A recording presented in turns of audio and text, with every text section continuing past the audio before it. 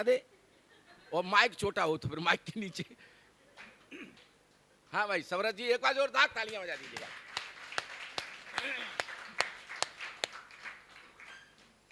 परम आदरणीय हमारे अग्रवाल जी हो, आप डॉक्टर तो हैं ही हैं, और परम आदरणीय हमारे आज के अतिथि जी हो, और परम आदरणीय सभी श्रोता जी हो, आदरणीय मफतलाल जी हो, और ये कैमरामैन जी हो, और परम आदरणीय मैं जी हो। हंसने की अपनी इज्जत अपने हाथ में होती है। वाह, ये लटूरी जब होटल पहुंचा तब पहनाता है फतूरी। अब मुझे देखो, मेरे चेहरे की तरफ देखो, इनके सर की तरफ देखो, समान है दोनों। ये के जूते बहुत पड़े होंगे, जो क्या सुना रहे थे, तब मैंने गौर से फिर देखा इनकी तरफ।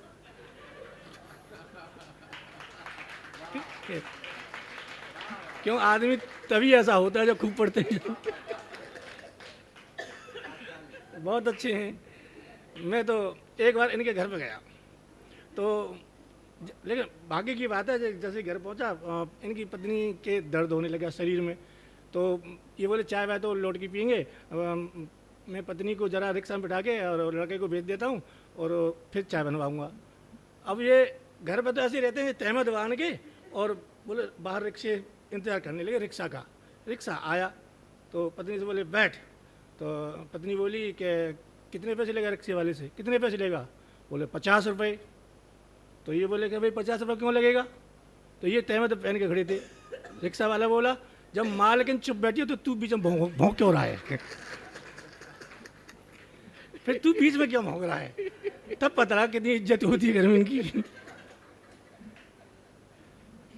अब पत्नी आ गई बोले तो बोली चाय बनवा लो, तो ये गए कि चाय बना दो, तो बोली गैस सिलेंडर तो खत्म है वो, और चाय बनाओ कैसे, और गर्मी, भयानक गर्मी पड़ रही। लेकिन पत्नी ने दिमाग से काम लिया, बोली तुम किस काम आओगे, बोले क्यों, कि चलो तीसरी मंजिल पे छत पे। बोले क्या, कि चाय बनानी है। अब मैं कभी तीसरी मंजिल पे छत पे कैसे चाय बनाएगी, और गर्मी भी पड़ रही, बीच टीका टीकी दोपहर में 3 मंजिल की छत पे इन्हें खड़ा कर दिया। 5 मिनट आई और क्या कर रही हो, कि टेम्परेचर देख रही हूँ, टेम्परेचर देख रही हूँ, और फिर चली गई। फिर 5 मिनट के बाद फिर आई, फिर क्या हुआ कि आने वाला टेम्परेचर। फिर वो चाय की अंगीठी लेके आई और चाय रखे, बोली आ गया आ गया, और चाय बना के ले रही। चाय बना लेगी तो मैंने कमाल है, आज काम आया ये। अब वो दूसरी पड़ोसन खिड़की से देख रही, वो भाग के 2 लाई, बहना 2 पापड़ मेरी भी सेक दियो ले। वो पापड़ सेक लेगी इनके सर पे जाकर के। तीसरी एक महिला और आई, बोली आगे जाए तो 2 दिन को मुंह दे दे तू, मेरे सिलेंडर खत्म है। तो ये बड़े कवि काम के होते हैं सही में।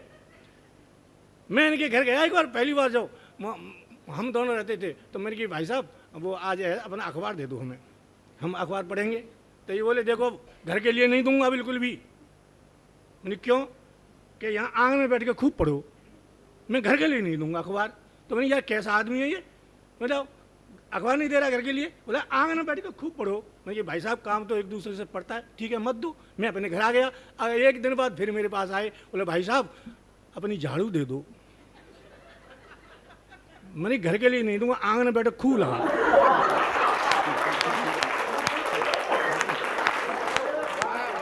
आंगन में बैठे खूब लगा। तब इनकी समझ में आया कि हमें एक दूसरे के काम आना चाहिए पड़ोसियों के। इन्होंने मेरी परीक्षा ली, अगले दिन फिर आ गए मुझसे, बोले भाई साहब नहीं, हाँ कि हमारी टीवी खराब है, ये 2 दिन को टीवी दे दो अपनी। तो मैंने समझा ये मेरी परीक्षा लेने आया है, मैंने अपनी टीवी दे दी, और 2 दिन बाद ये लौट आ गया। 4 दिन बाद मैं गया, मैंने लटूरी नहीं कि हाँ, क्या मैंने कि हमारी बीवी अपने गाँव चली गई। इन्होंने अक सोच ने धक झट दे दी मुँह, और मैंने खाना पीना बनवाया, सा सामान लौटा दी 2 दिन।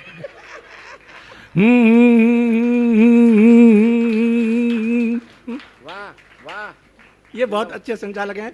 रात वहाँ पर थे हम एटा जर्सी में, इन्होंने बहुत अच्छा संचालन किया, और इनके सम्मान में एक बार जोरदार ताली बजा दो। मैं तो जब आपके घर का हूँ, बार बार मुझे आने में शर्म नहीं लगती है, मोहब्बतलाल जी को बुलाने में शर्म नहीं लगती है। लोकल नहीं, मैं महालोकल हो गया यहाँ आकर के। बहुत अच्छा।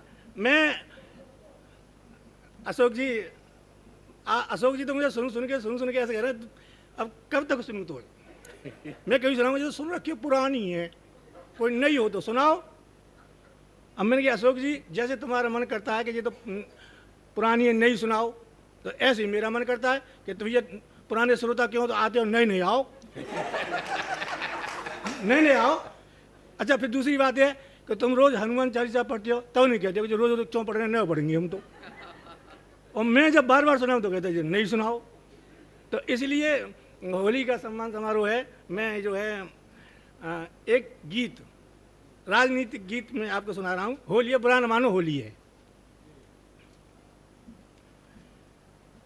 डॉक्टर साहब जब मैं पढ़ता था अपने स्कूल में तो हेडमास्टर था वहाँ पे एक, और वो बच्चों की कुटाई करता था बिना बात। उसका मन करता था कि कूटूं बच्चों को, और वो पहाड़े पूछता कि बोल पहाड़ा, बच्चा बोले याद ना है, तो मैंने नीम के नीचे बर्क सूप बना रखो, बनो पीटीवे को वहीं बर्क सूप बना रखा था। बच्चों को ऐसा पहाड़ा पूछता कि याद नहीं, तो चल बर्क सूप में, चल नीम के नीचे, और नीम के नीचे फिर वह कुटाई करते हो।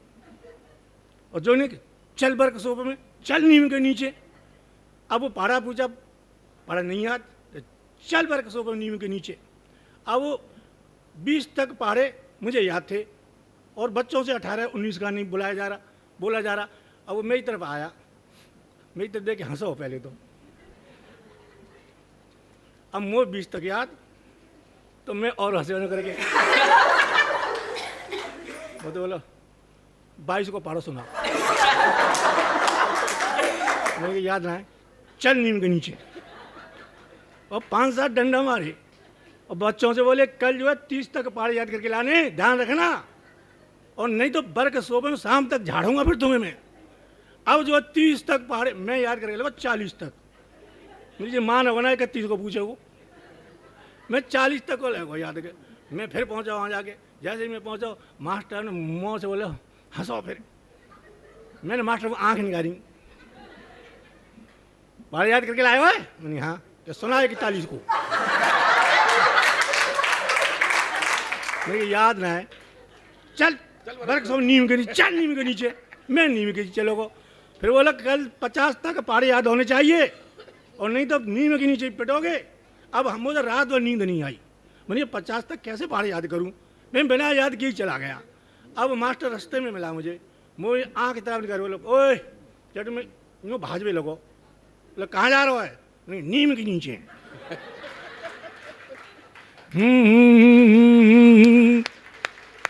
अब वो हेडमास्टर बाहर का था, कहीं वहाँ पढ़ाता था हमारे गांव में, वो बाहर से आया था कहीं, वो रिटायर हो गया, गांव में चला गया। अब क्या हुआ, एकदम मेरी सगाई वाले आए तो मेरे पिताजी से बोले कि तुम्हारे ऐसे पूछते हैं ना, तुम्हारे लड़के ने क्या कर रखा है? तो पिताजी बोले जाने तो बैंक को बैलेंस पूरा ख़त्म कर रखो, जाने तो। अब हमारे पिताजी बोले कि तुम्हारी लड़की ने क्या कर रखा है? लड़की वाले बोले जाने नाक में दम कर रखो, जाने हमारी छोरी ने तो पिताजी बोले बने वो काम, ऐसे जे ऐसे ही तुम्हारी छोरी। मोदी बोला अब साल पड़ेगी तो चल छोरी देखे हुए जा रहा है, चल।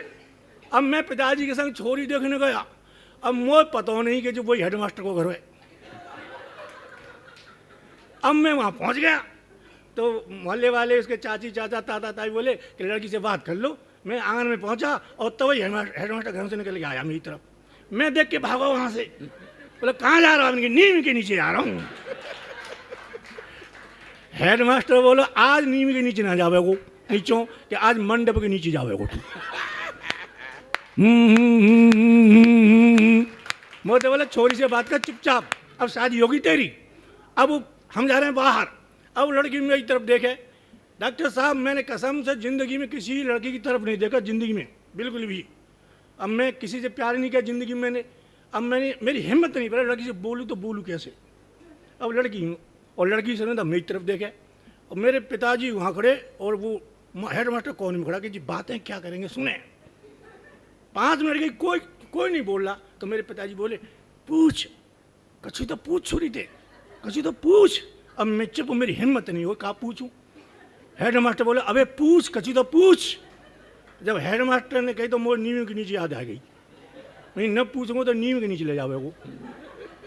हिम्मत आई, बड़ी हिम्मत करके मैं बातें बोले छोरी थे, बहन जी बोली हाँ भैया बोलो क्या बात है। मैंने कि तुम्हारे कितने भाई हैं? कि भाई तो हम 3 ही, पर आज तो तुम तो 4 मान के चलो। हेड मास्टर भाग के आया और 500 का नोट निकाले, बोला ले नीचों के जाको कन्यादान कर लियो।